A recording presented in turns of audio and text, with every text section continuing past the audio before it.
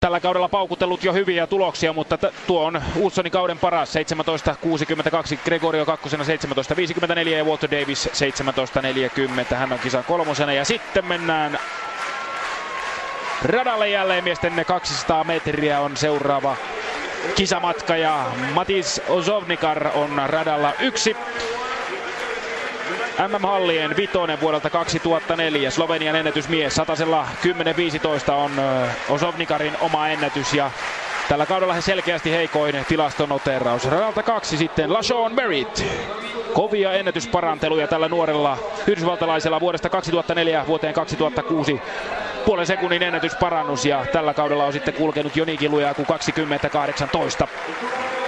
Radalla 3-1 tämän juoksun ennakko suosikeista, vaikka ei oikeastaan kukaan tiedä, että mikä mies se tämä Jordan Wadden oikeastaan onkaan. 19.98 on tällä kaudella kulkenut ja USA-mestaruuskisojen kakkonen Jordan Wadden. Hänestä ei muuten löydy tuosta tilastoraamatusta urheilun sellaisesta löydy minkäänlaista tietoa ja se on mielenkiintoista. Mutta tässä on joukko kovimman ennätyksen juossut mies Francis Obikvelu, Portugali 19.84 ja se oikeuttaa kaikkia aikojen tilastossa sijoitukseen 10 ja Obikvelu on aikamoinen hirvi mieheksi. Portugalin hirvi, 195 senttiä ja painoa sitten hieman vähemmän.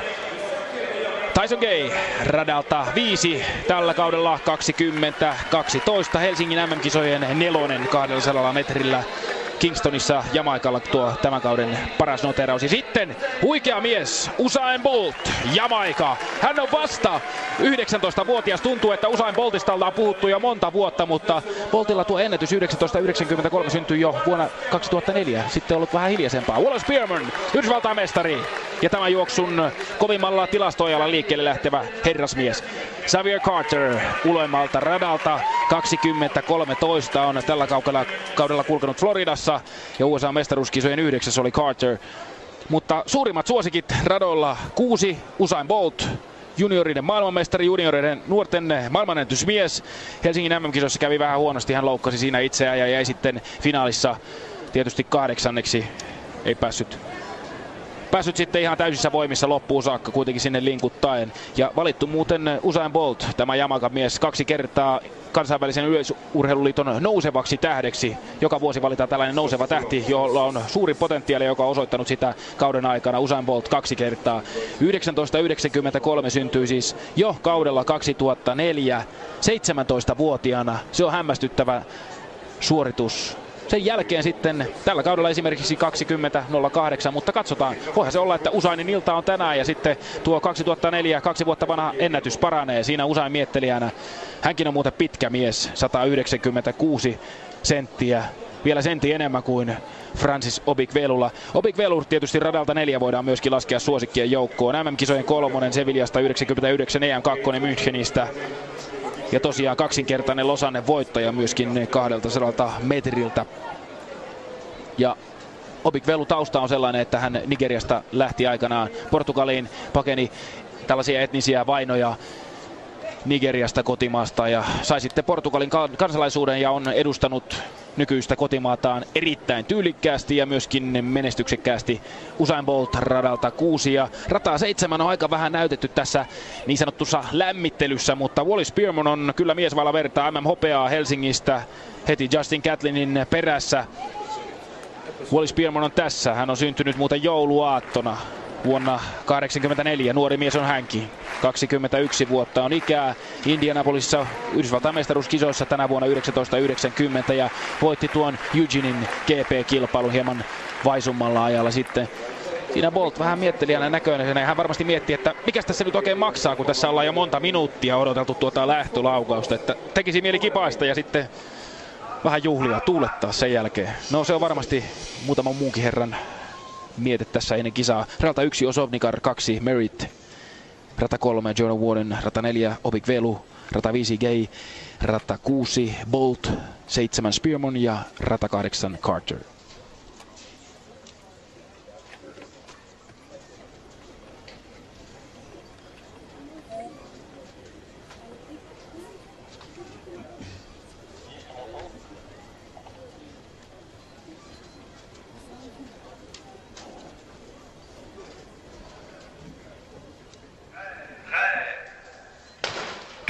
Näin ponkaisevat miehet takakaarteesta liikkeelle ja hyvin lähtee sieltä heti Usain Bolt. Pitkä mies tulee, hyvin tulee myöskin Portugalin mies ja hyvin tulee myöskin Tyson Gay, joka tällä hetkellä radalta 5 tulee johto paikalla. Tulee voimakkaasti. Tyson Gay johtaa tätä juoksua tällä hetkellä. Ulkoradalta tulee myöskin erittäin hyvin Xavier Carter. Nouseeko Carter? Kyllä nousee tämän juoksun yllätysvoittaja. Mikäs tämä aika sitten on? Ei, hetkinen. 19.63. Nyt alkaa sveitsiläinen Omegakin jo pettää. Ei tämä voi olla totta. 19.63, 0,4 metriä myöntäistä. Omega näyttää 19.63 Xavier Carterille. USA-mestaruuskisojen 9. tekee tämän kauden johto maailmantilaston kärkiajaja. Voi estä sentään. Jos Mauri tuossa hetki sitten käytit sitä kikkustuoli-ilmiötä, niin no ei oteta sitä samaa juttua, mutta tällä kertaa Xavier Carter tekee kyllä ihan huikean juoksun. 19.63 ja sillä mennään maailman kaikkien aikojen tilastossa kakkossijalle. Michaelin haamujuoksu vain 19.32. Häntä parempi. Aivan täydellisen uskomaton juoksu. Xavier Carterista ei ole oikeastaan sen enempää kerrottavaa kuin että mies on syntynyt joulukuun 8. päivä 1985. 20 vuotta on hänellä vasta ikää ja äsken puhuin, että Usain Boltissa sitä potentiaalia, mutta jestä sentään. Xavier Carter parantaa muuten ennätystään tuossa sitten samalla sellaiset 40. 20.02 on hänen vanha ennätyksensä. Eikä ole juostu läheskään niin kova koskaan. Ei. Ato Boldonin kisaennätys menee murskaksi ja menee ihan reilusti siljäksi. 19.63. Katsokaa radalta 8. Xavier Carter tulee erittäin voimakkaasti. Tyson Gay johtaa tuossa vaiheessa, tai ei ehkä johda, mutta tasoissa ollaan ja loppuun asti rutistaa Carter ja 19.63 vahvistetaan loppuajaksi. Se on uusi kisaennätys, se on uusi tämän kauden maailmantilaston ykkösaika ja se on Xavier Carterin uusi huikea ennätys, henkilökohtainen sellainen. Ja tässä on sitten uusi 200-sen kometta. Xavier Carter, kakkonen Tyson Gay 19.70 omalla ennätyksellään, huikeatasoinen kisa. Usain Bolt tekee myöskin oman ennätyksensä 19.88 ja 19.90 on vielä Wally Spearmanin aika. Huikea 200 ja tässä vaiheessa kun Xavier Carter kiertelee siellä kunniakierrosta, niin mennäänpä hetkeksi vetämään henkeä ja katkon jälkeen sitten varmaan tämä ennätystehtailu ei kun jatkuu. 17.54 ja sitten 17.62 Christian Olsson johtotulos ja tässä tuo huikea 200 metriä vielä kerran nähdään, kun sieltä Xavier Carter painelee lujempaa kuin koskaan. 19.63 ja vieläkin vähän nauraa. Look at lane 4, Jeremy Warner, Xavier Carter, Asafa Powell, Wallace Spearman, and Sean Crawford. What a field for the 200 meters, including Jeremy Warner, who is moving down from the 400 to compete in the 200 here today, the Olympic gold medalist in Athens. And Tom, part of the plan for his season, he wants to get out here and run a fast 200, which helps his 400. And moving up to the 200, the world record holder at 100 meters, Asafa Powell of Jamaica. And Asafa Powell has not run since the Mount Sac Relays, which was early in the season. He ran a 9.97 in the 100 in Belgrade not long ago, but he's coming back from a tendonitis issue, and there will be a lot of pressure on those knees, which is where he has tendonitis, in this tight curve at the beginning of his 200. But the man really to keep your eye on is in lane number 7, Wallace Spearman Jr. And it's a fair start.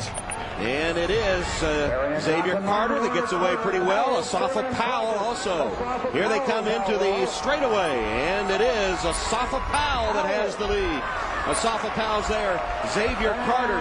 Here they come at him though. Wallace Spearman and Carter, I don't know. It's too close. I think Xavier Carter and Chris Berrien. Xavier Carter was the man, and that 200 lived up to billing. It was too close to call. Xavier Carter, Spearman was there, Asafa Powell was there, Sean Crawford was there. I tell you what, that was a tough one.